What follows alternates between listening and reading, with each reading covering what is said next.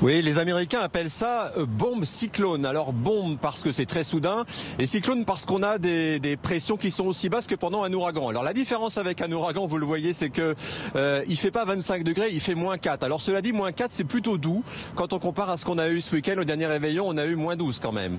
L'autre différence, c'est qu'on a de la neige qui tombe, des paquets de neige qui tombent en bourrasque. On devrait avoir entre 15 et 20 cm de neige cumulée ici parce qu'il va continuer à neiger toute la journée. Mais effectivement, vous le disiez, c'est tout le nord-est des États-Unis qui est concerné, de la Caroline du Nord jusqu'à Boston. Donc ça englobe Washington et New York. Les conséquences, c'est que les transports sont extrêmement difficiles sur les routes.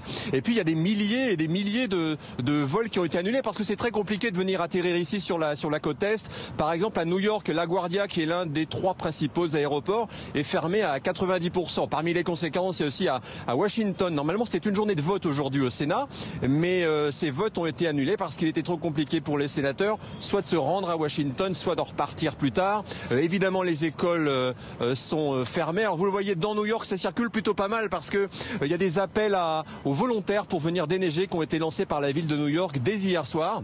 Et on peut encore se présenter à la ville pour déneiger les routes et les trottoirs. On est payé $15 de l'heure. Et puis il y a des endroits où c'est quand même plus compliqué parce que là on est en ville et c'est plus tempéré qu'à la campagne. Par exemple à Boston, eh bien les pompiers ont eu beaucoup de mal à intervenir sur un incendie parce que au fur et à mesure qu'ils lançaient de l'eau sur les flammes, eh bien l'eau gelait avant d'atteindre les flammes. Voilà, ça va durer comme ça quelques jours et il va faire de plus en plus froid.